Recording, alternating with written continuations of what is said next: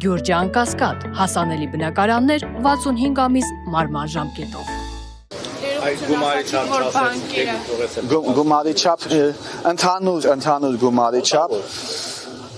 դե մենք եթե տեսեք 306 քաղաքացի եւ մոտավորապես 280 միլիոն դրամ եթե մենք 3000-ը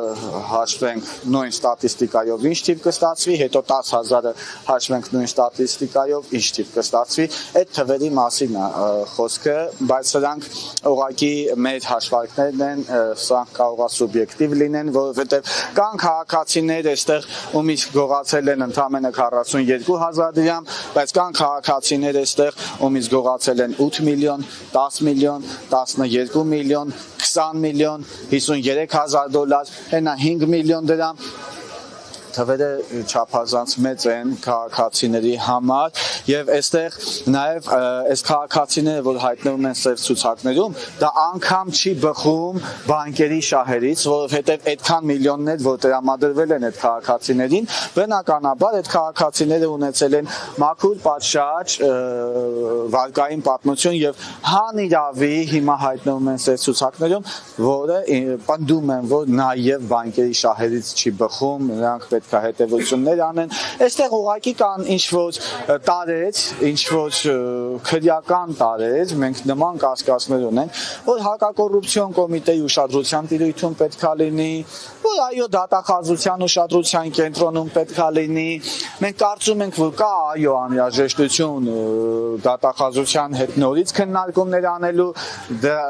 դրանով պայմանավորված մենք նախորդ անգամ դիմում էինք մուտք արել դատախազություն այս վիճակը փաստորեն տխուր է նրանով, որ անվերահսկելի է։ Տխուր է նրանով, որ ամեն օր նոր քաղաքացիներ են թալանվում զեղծարարների կողմից եւ ես կարծում եմ բանկերի օժանդակությամբ։ Ներողություն ասիկ, եթե պատշաճ լուծում չտրվի հարցին, դուք անցնել եք զեղծարար բանկերի փակելու process-ին, այդ process-ը իրականում ինչպես է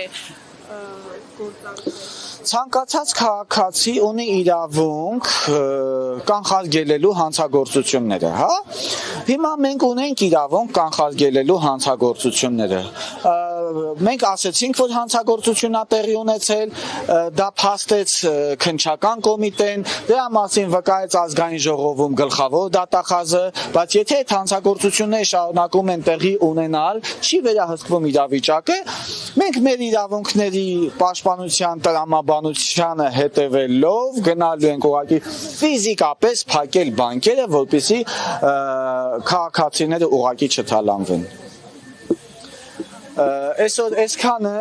երևի այսօր այսքանը այստեղ մենք արտահայտեցինք մեր դժգոհություններն ու բողոքները,